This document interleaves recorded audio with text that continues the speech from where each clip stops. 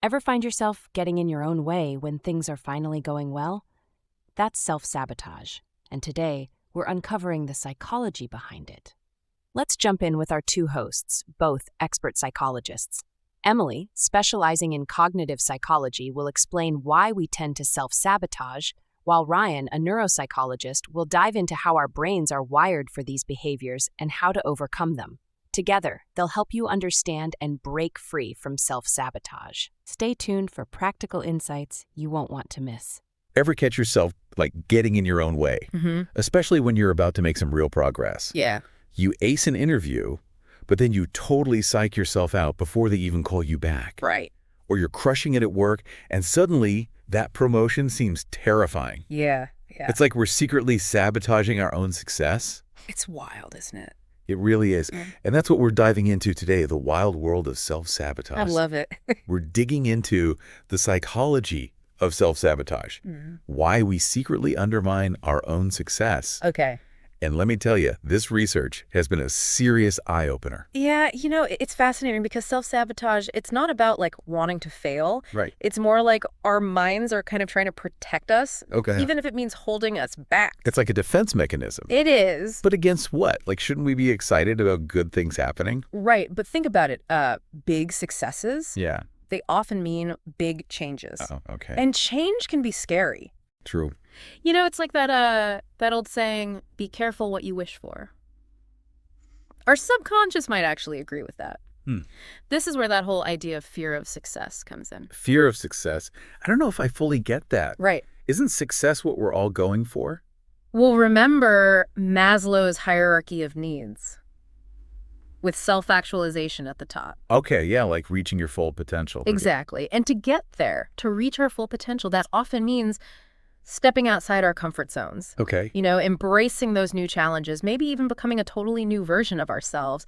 And that can be terrifying. Okay, so maybe that's where that fear comes in, yeah. Right. So we might, without realizing it, sabotage ourselves just to avoid those feelings, So it's not that we're consciously choosing to fail, but our subconscious is nope, not gonna happen. Yeah. It's trying to protect us from these big, scary changes that come with success. Fascinating. Yeah. So we've got this fear of success thing happening. But then, of course, there's also just plain old fear of failure, Right. which I think we can all relate to. Oh, absolutely. And that's where our self-efficacy comes in. Self-efficacy. Yeah. Basically, it's our belief in our ability to actually succeed. Got it. So if our self-efficacy is low, it's like we've already lost the game before it's even begun. Kind of, yeah. It's like having this inner voice that's always saying, don't even try. You're going to mess it up anyway. Oh, I've met that voice. Right? Many times. And sadly, when we don't believe in ourselves, we might subconsciously sabotage our efforts to avoid proving those negative beliefs right. Oh, wow. Okay, so explain that. It's like we're almost trying to make that self-fulfilling prophecy, to avoid the potential pain of disappointment. That's kind of deep. It is. So we're not just afraid of messing up. We're afraid of confirming our own negative beliefs. Exactly. And it can become this really tough cycle to break. Wow. Okay, so we've got a lot to unpack here. This is fascinating stuff. So we're talking about more than just being scared of messing up. It's we're actually scared of succeeding too much. Yeah, that's exactly it. Wild. And this is where that idea of a fixed mindset versus a growth mindset comes in. Remember that? Yeah, vaguely. So if we're stuck in that fixed mindset, we tend to see failure as this judgment on our worth. Oh, okay. Which, of course, makes us want to avoid it at all costs, even if it means holding ourselves back. So with a fixed mindset, self-sabotage is a way to protect ourselves from having to face those fears about our self-worth. It can be, yeah. It's like we'd rather stay stuck where we are than risk the possibility of failure and have to really confront those deeper insecurities. Wow. Yeah. It's kind of like we're choosing the devil we know over the devil we don't, even if that means staying stuck. It's a good way to put it. It's a tough cycle to break, for sure. And this actually all ties into another sneaky self-saboteur, imposter syndrome. Oh, imposter syndrome. Yeah. That feeling of not being good enough, not being as competent as people think you are. Exactly. Deep down, you feel like a total fraud, just waiting to be exposed, even when you achieve something amazing. Oh, tell me about it. I think most of us have felt that way at some point or another. But how does feeling like an imposter actually lead to, real life self-sabotage? Well, think about it. If we don't truly believe we deserve our success, we might, without realizing it, start sabotaging ourselves to align with that belief. Oh, wow. It's like we're subconsciously trying to prove those negative beliefs right. So maybe we downplay our accomplishments or chalk them up to luck, Or we might even avoid opportunities for advancement because deep down we're terrified of being found out. It's like our own minds are holding us back from what we're capable of. Yeah. That's kind of a scary thought. It is, and it really highlights how powerful our beliefs about ourselves can be. It really does. Yeah. But it also makes me wonder, what's at the root of all this?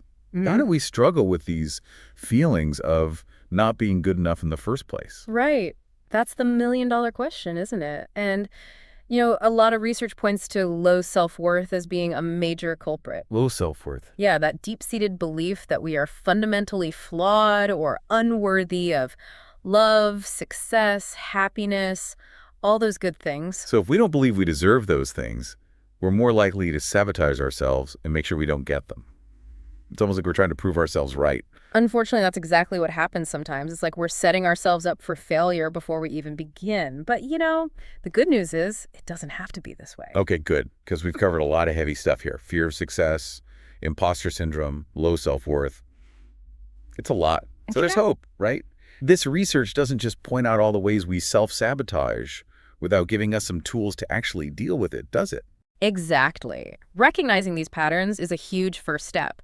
But there are absolutely ways to break free from these self-sabotaging cycles. It's not always easy, but it is possible. Okay, so where do we start? How do we actually begin to dismantle these patterns that are so deeply ingrained? Well, it starts with awareness. Okay, so being able to spot those self-sabotaging behaviors when they, rear their ugly heads. Exactly. It's about shining a light on those unconscious patterns and bringing them into our conscious awareness. So it's like, hold on a minute. Am I doing that thing again where I convince myself I can't apply for this job because I'm not qualified enough? Yes, exactly. It's about noticing those thoughts and behaviors and then being able to choose a different path. It's funny you should mention that because I always thought of perfectionism as a good thing, Oh, yeah. like striving for the best, dotting your I's and crossing your T's.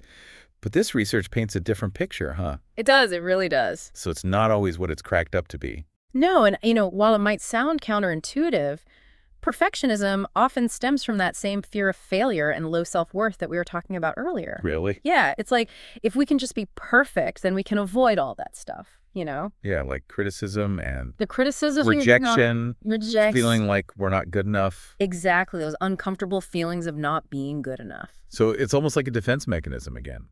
It is. But in this case, it's about trying to control how other people see us Yes. by being flawless. Precisely. And this is where Brené Brown's work on vulnerability and shame is so relevant. Okay. Because perfectionism often comes from a place of shame. Shame. This fear of being inherently flawed or unworthy. Interesting. So we strive for this unattainable standard of perfection to protect ourselves from that shame. But the problem is no one's perfect. Exactly. Right. And so when we inevitably fall short of these impossibly high standards we set for ourselves, it's like it just reinforces those feelings of inadequacy. Yes, and that's when the self-sabotage kicks in. Right. We might procrastinate on projects because we're terrified of not doing them perfectly. Oh, yeah. Or we might avoid taking risks altogether because we're afraid of making a mistake and looking foolish. So how do we break free from this perfectionism trap? Because it sounds like it can be pretty debilitating. It can be, but there's hope. One of the most important things is to start challenging those all-or-nothing thoughts that fuel perfectionism. Instead of thinking, I need to be perfect or it's not worth doing, try shifting your perspective to done is better than perfect. So focusing on progress over perfection. Yes, embracing imperfection is key. Okay. Remember, making mistakes is part of the learning process. Right. It's how we grow and improve. And honestly, sometimes good enough is more than enough. Easier said than done right. It is. Especially in a world that often values perfection and achievement over, everything else. That's true. But remember, you are not alone in this struggle. The more we talk about these issues and normalize the experience of imperfection, the easier it becomes to break free from those self-imposed limitations. Love that.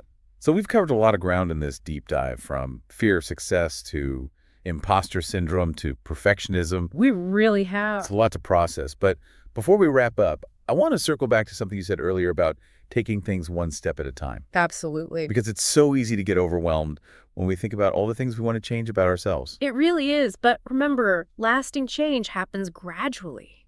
Okay, so instead of trying to overhaul our entire lives overnight, Right. the key is to start with small, manageable steps. Exactly. Break down those big goals into smaller, more achievable ones. Yeah. And celebrate those small victories along the way.